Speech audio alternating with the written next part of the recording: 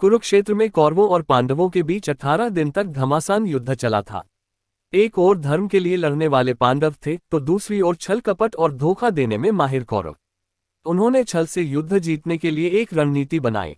उनकी योजना थी कि वो अर्जुन को युद्ध में उलझाकर चारों भाइयों से दूर ले जाएंगे और फिर युधिष्ठिर को बंदी बनाकर युद्ध जीत लेंगे। अब युद्ध वाले दिन कौरव सेना की एक टुकड़ी अर्जुन से युद्ध करते हुए उन्हें रणभूमि से दूर ले गई। वहीं गुरु द्रोणाचार्य ने युधिष्ठिर को बंदी बनाने के लिए चक्रव्यूह की रचना की, जबकि पांडवों में सिर्फ अर्जुन को पता था कि चक्रव्यूह को कैसे तोड़ना है। अर्जुन के दूर जाते ही गुरु द्रोणाचार्य ने पांडवों को ललकारते हुए कहा कि या तो युद्ध लड़ो या फिर हार मान लो। युद्ध के नियम के अनुसार युद्ध लड़ना जरूरी था। यदि युद्ध न करते तो भी हार जाते और युद्ध करते तो भी हार निश्चित थी। अब धर्मराज युधिष्ठिर को कुछ सूझ नहीं रहा था कि क्या करें और क्या न करें।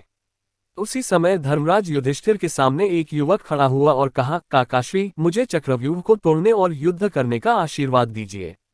ये युवक कोई और नहीं बल्कि अर्जुन का पुत्र अभिमन्यु था। अभिमन्यु अभी मात्र 16 वर्ष का ही था, लेकिन सभी जानते थे कि वह युद्ध कौशल में अपने पिता के जैसा ही निपुण है। युधिष्ठिर ने अभिमन्यु को मना किया, लेकिन अभिमन्यु नहीं माना और उसने कहा, मुझे चक्रव्यूह तोड़ना आता है। जब मैं अपनी माँ के गर्भ में था तो पिता ने माँ को चक्रव्यूह तोड़ने का तरीका बताया था। बस तभी मैंने इसे सीख लिया था। मैं आगे रहूंगा और आप सब मेरे पीछे पीछे आइए। हार मानकर युधिष्ठिर ने अभिमन्यु की बात मान ली और सभी युद्ध के लिए तैयार हो गए। सबसे आगे अभिमन्यु था और बाकी सब उसके पीछे। अभिमन्यु को रणक्षेत्र में देखकर कौरव मजाक उड़ाने लगे कि यह छोटा बालक क्या युद्ध करेगा, लेकिन जब उन्होंने अभिमन्यु के युद्ध कौशल को देखा तो उनके पसीने छूट गए।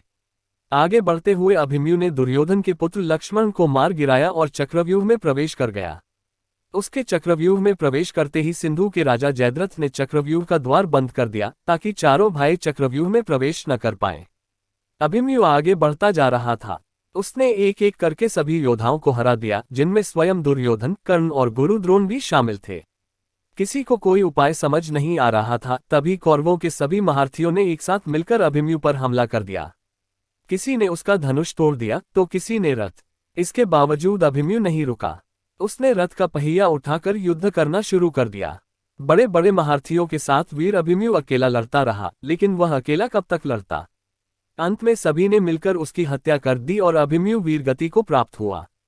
अभिमन्यु की मृत्यु के बाद अर्जुन ने प्रतिज्ञा ली कि वह अगले दिन युद्ध में जयद्रथ का वध कर देगा। आज शूरवीर अभिमन्यु का नाम कर्ण और अर्जुन से भी पहले सम्मान के साथ लिया जाता है।